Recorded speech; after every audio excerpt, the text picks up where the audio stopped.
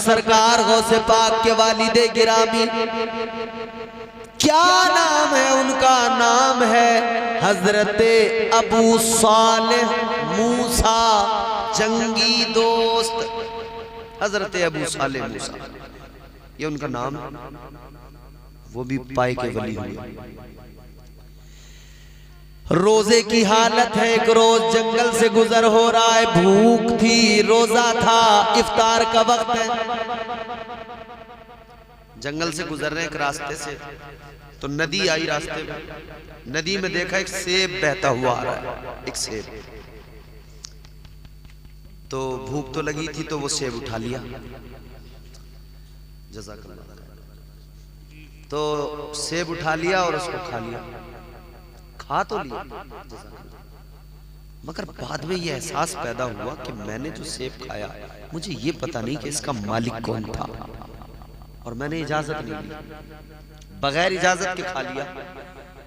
तो अब फौरन दिमाग ने कहा कि मैंने बगैर इजाजत खा लिया, भले आज इसका मालिक सामने नहीं है, मगर अल्लाह देख रहा है, कल अल्लाह को हिसाब देना पड़ेगा। बेशक।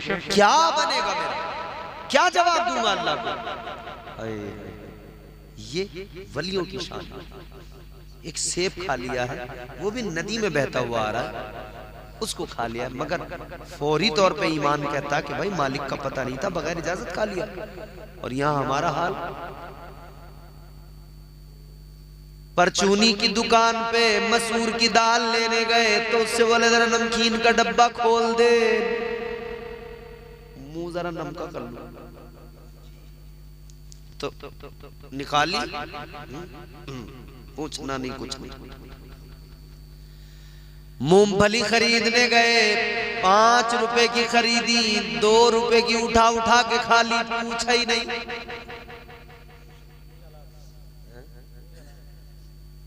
बगैर इजाजत खा रहे हैं, और कोई फिक्र ही नहीं है कि यार ये बगैर इजाजत हमने खा ली, इसका हिसाब देना पड़ेगा हमें। अरे मूंगफली की तो बात क्या है मियां, यहाँ तो लोग बहुत बहुत बड़े बड़े घपले कर रहे हैं, हजारों हजारों हड़प कर जाते हैं, जमीनें हड़प कर जाते हैं, पूरे के पूरे हिस्से मार लेते हैं। तो मूंगफलियों की 2 मूंगफलियों की बिसात क्या रहेगा? याद रहे मेरे भाई, एक एक चीज का हिसाब देना पड़ेगा। जर्रा जर्रा हश्र में कांटे पे तोला जाएगा, किबरिया के साबुदे हरगिज न बोला जाएगा। ओ मेरे जवानों, मेरे भाइयों, आखिरत की भी फिक्र किया करो, मरना है एक दिन, दुनिया को छोड़ के जाना है, हुए नामुवर बेनिशान कैसे कैसे जमी खा गई, नौजवान कैसे कैसे कर ले जो करना है, आखिर मौत है, एक दिन मरना है, आखिर मौत है। इतना जान लो, जिंदगी इतने सलीके से गुजारी जाए, जिंदगी इतने सलीके से गुजारी जाए, जैसे चादर कोई कांटों से उतारी जाए। बेशक बेशक, सुभान अल्लाह, बहुत हो। ऐसे जिंदगी गुजारो। सेब खा लिया मगर फिक्र हो गई, क्या करें क्या करें। अब वो जो नदी जिस तरफ से आ रही है, बह के जिस तरफ से आया उसी तरफ चल पड़े कि शायद इधर से कोई सुराग मिलेगा। चल दिए उसी तरफ, आगे बढ़ते गए, आगे चलते गए, आगे पहुंचे तो देखा नदी के किनारे एक सेब का बाग है, और उस बाग में एक दरख्त की शाख नदी की तरफ झुकी हुई है। तो फौरन दिमाग ने कहा बिल्कुल इसी शाख से सेब गिरा होगा, इसी पेड़ से गिरा होगा और यहीं से बहता हुआ गया होगा। तो फैसला कर लिया कि इस बाग के मालिक से मिलना, उससे जाके माफी मांग ली। पहुंच गए बाग के मालिक के पास। बाग का मालिक भी कोई ऐसा वैसा नहीं था, अल्लाह का वली था, हजरत अब्दुल्ला सोमई रहमतुल्लाह अलैह। वो भी वली, जो पहुंचे वो भी वली, दोनों वली। वली ने वली को देखा।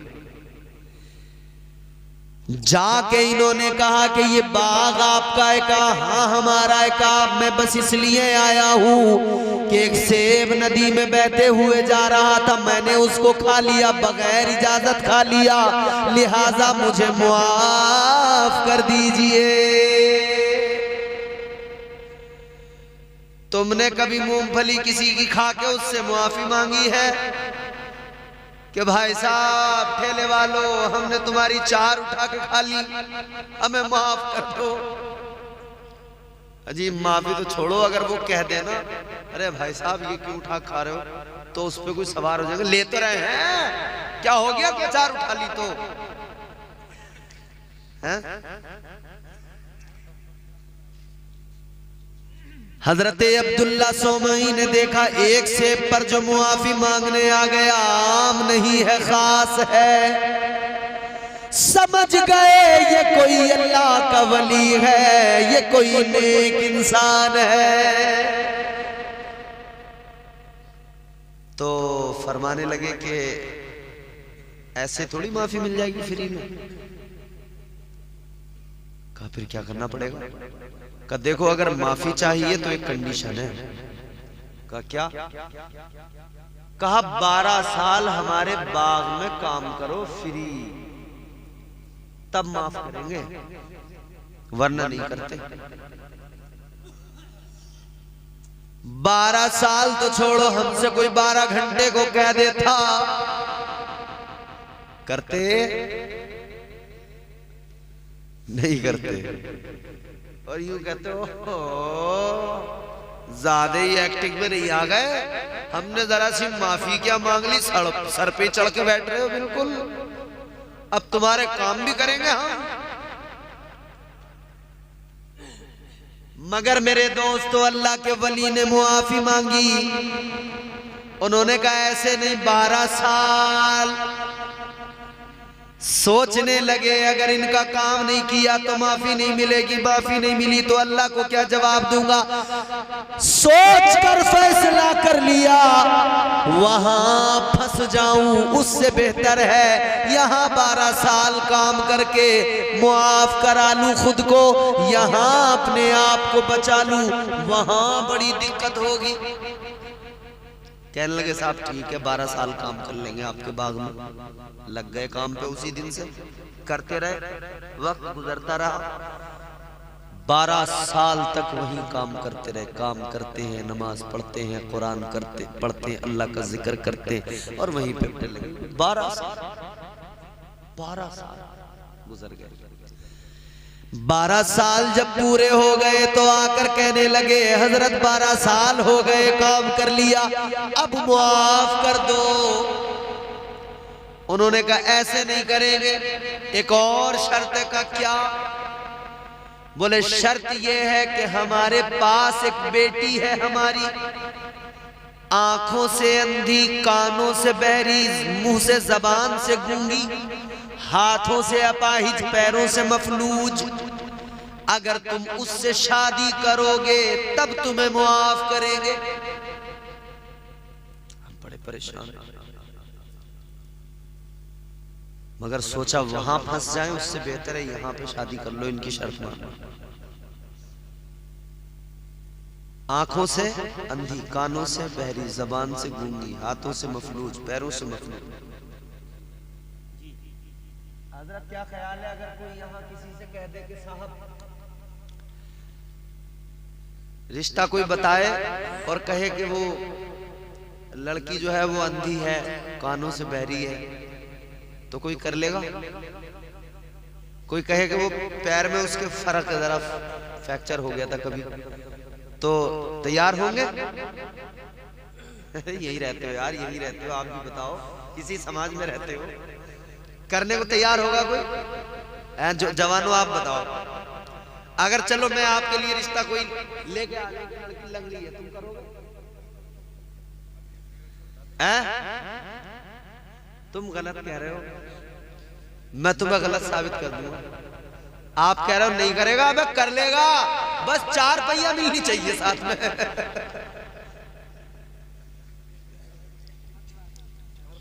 और पता क्या कहेगा मौलाना, क्या हो गया, पैर में तो जरा सा फर्क है। मान लो हमारे घर में आने के बाद में पैर में फर्क हो जाता, फिर क्या कर लेते हम? फिर भी तो रखते ही ना रखते, तो चलो लो ऐसे कर लेंगे।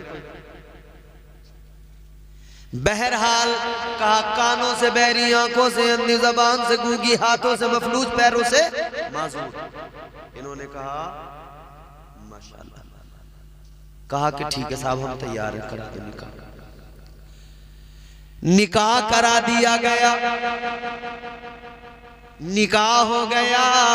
अब निकाह के बाद में जब ये बीवी के पास गए, जाके देखा तो फौरन वापस आ गए। हजरत अब्दुल्ला सोमई के पास आके बोले, हजरत वो जो दुल्हन बनी बैठी है कोई और है, मेरी बीवी नहीं। का मतलब? हजरत मेरी बीवी को तो आपने बताया था आंखों से अंधी, कानों से बहरी, जबान से गूंगी, हाथों से माजूर, पैरों से लाचार, पैरों से माजूर। तो मेरी बीवी होती तो उसके अंदर तो ये सब बातें थी, ये तो बिल्कुल ठीक ठाक है, ये तो सुन भी रही है, जबान भी सही है, आंखें भी सही है, देख भी रही है, हाथ भी ठीक है, पैर भी ठीक है। हजरत अब्दुल्ला सोमाई ने फरमाया, परेशान होने की जरूरत नहीं, वो तुम्हारी ही बीवी है। सुनो, वो तुम्हारी ही मनकूहा है, तुम्हारी ही ज़ौजा है। मैंने जो कहा था आंखों से अंधी है, इसलिए कहा था, उसने अपनी आंखों से कभी शरीयत के खिलाफ कुछ नहीं देखा, कभी कोई गंदे मनाजिर नहीं देखे। उसने अपने कानों से, मैंने कहा बैरी है, उसने अपने कानों से कभी गंदी बात नहीं सुनी, मैंने कहा गूंगी है। उसने अपनी जबान से कभी कोई गलत बात नहीं कही, मैंने कहा वो हाथों से माजूर है, इसलिए कि उसने अपने हाथों से खिलाफ शरा कभी कोई काम नहीं किया। मैंने कहा पैरों से माजूर है, इसलिए कहा कि उसने कभी शरीयत के खिलाफ अपना कोई कदम नहीं उठाया। सुभान अल्लाह, सुभान अल्लाह। वो तुम्हारी ही बीवी है, वो तुम्हारी ही ज़ौजा है, वो इस तरह से है। मेरे अजीजों, अब बात समझ में आई। वो कौन थी जानते हो जिनके साथ निकाह किया गया था? उनका नाम है हजरत फातिमा उम्मुल खैर। सुभान अल्लाह। वो कौन? वही जो गौसे आजम की माँ है, ताजदारे बगदाद की वालिदा है। सरकार गौसे आजम जब शिकम में आ गए, चलते फिरते कुरान पढ़ रही है, उठते बैठते कुरान, हर वक्त कुरान, हर वक्त कुरान, काम करते हुए कुरान। तो नतीजा, सरकार गौसे आजम माँ के पेट में कुरान बराबर बराबर बराबर पढ़ा जा रहा है। सुन सुन के सरकार गौसे आजम 16 पारों के हाफिज कुरान माँ के पेट में बन गए। सुभान अल्लाह, सुभान अल्लाह। तो मेरे भाइयों, शादियां करो, मगर ये याद रहे कि आज जिस रविश पे हम चल रहे हैं वो रविश अच्छी नहीं है। आज जो हमारे समाज में खराबियां हैं उन पर नजर कीजिए। अल्लाह ताला तौफीक बख्शे। नाजिम साहब ने ये महफिल की, और लोगों को भी अल्लाह तौफीक दे। शादी में अल्लाह रसूल का जिक्र कर लो, खुदा की कसम उस शादी के अंदर कोई नहूसत, कोई ऐसी बेबरकती शामिल हो ही नहीं सकती है जिसमें अल्लाह रसूल का जिक्र होगा, उसमें अल्लाह की रहमतों का नुज़ूल होगा। और ये भी कभी मत सोचना कि साहब जलसे में, शादी के जलसे में लोग कमाते हैं, क्या हुआ? ना है, बिल्कुल ना है। मैं कह रहा हूं एक आदमी ना आएगा उनका, आप घर वाले बैठे सुने। ये मत समझना हम घर वाले अकेले बैठे, बल्कि इतना जान लो ऐसी महफिलों में अल्लाह के फरिश्ते आते हैं। अच्छा कोई आए ना आए, आप तो अपनी शादी में बरकत की नीयत से करो। कोई आए तो ठीक, ना आए तो ठीक, नहीं भी आया तब भी इस जिक्र की बरकत से अल्लाह ताला आपको मुस्तफीज फरमाएगा। अल्लाह ताला हजरत जिब्राईल अलैहिस्सलाम को हुक्म देता है, जिब्राईल आसमान दुनिया में ऐलान कर दो, जमीन पर एक बंदा है जो मुझसे मोहब्बत करता है। आसमान वालों से कह दो, सारे आसमान वाले मेरे उस बंदे से मोहब्बत करें। सुभान अल्लाह। अल्लाह जिब्रील से ऐलान करवाता है, निदा करवाता है।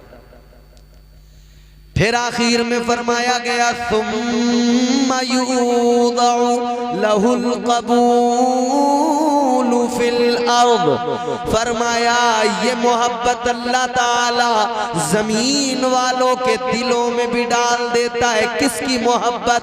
उसकी मोहब्बत जो अल्लाह से मोहब्बत करता है, जो अल्लाह का वली होता है।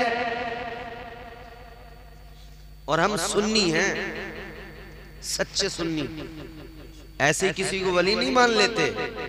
अरे गैरों को वली मान लेंगे, चरस फूकने वालों को वली मान लेंगे, ठुमके लगाने वालों को वली नहीं नहीं नहीं नहीं, नहीं। कुरान है हमारे पास। कुरान में अल्लाह ने फरमाया, वल्लज़ीना यबीतूना लिरब्बिहिम सुज्जदन व क़ियामा। अल्लाह ताला ने फरमाया, वली वो होता है जो रातों को जाग कर सजदा करता है, क़याम किया करता है। बेशक सुभान अल्लाह, सुभान अल्लाह। सजदे करने वाले, क़याम करने वाले वली होते हैं। ढोलकों पे नाचने वाले वली नहीं होते, सुल्फों के धुएं उड़ाने वाले वली नहीं होते।